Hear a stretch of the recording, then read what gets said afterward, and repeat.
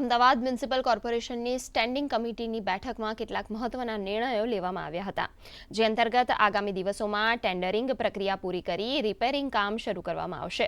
તો આવનારા ગણેશ ચતુર્થીના દિવસોમાં ગણેશ વિસર્જન માટે શહેરમાં જુદા જુદા વિસ્તારોમાં કૃત્રિમ વિસર્જન કુંડ બનાવવાનો નિર્ણય પણ લેવામાં આવ્યો છે.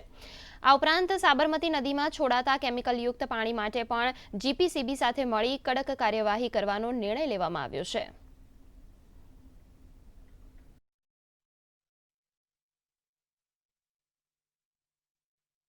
હાટકેશ્વર બ્રિજ માટે ઘણા લાંબા સમયથી આ પ્રક્રિયા ચાલતી હતી. તેના માટે 3 વાર ટેન્ડર પ્રક્રિયા પણ કરવામાં આવી હતી. આવનાર સમયગાળા દરમિયાન ફરીથી પાછી ટેન્ડર પ્રક્રિયા કરવામાં આવી અને આ વખતે સિંગલ પાર્ટી દ્વારા ઇન્વાઇટ થઈ છે, ક્વોલિફાઈ પણ થઈ છે. એટલે આવનાર સમયગાળા દરમિયાન વાત કરીએ કે હાટકેશ્વર બ્રિજનું આપણે નિરાકરણ આવશે અને જે પૂર્વ વિસ્તાર અને ઉત્તરનો જે આ પ્રશ્ન છે કાયમી, જે લાંબા સમયથી પેન્ડિંગ પ્રશ્ન હતો, એ આ પ્રશ્નોનું નિરાકરણ આવશે. અમદાવાદ મહાનગરપાલિકાને પોતાનો ઇન હાઉસ આપણે વાત કરીએ કે હોટ મિક્સ પ્લાન્ટ આવેલો છે, જેની અંદર પર ડે 2500-3000 ટન જેટલું ઉત્પાદન થઈ શકે છે.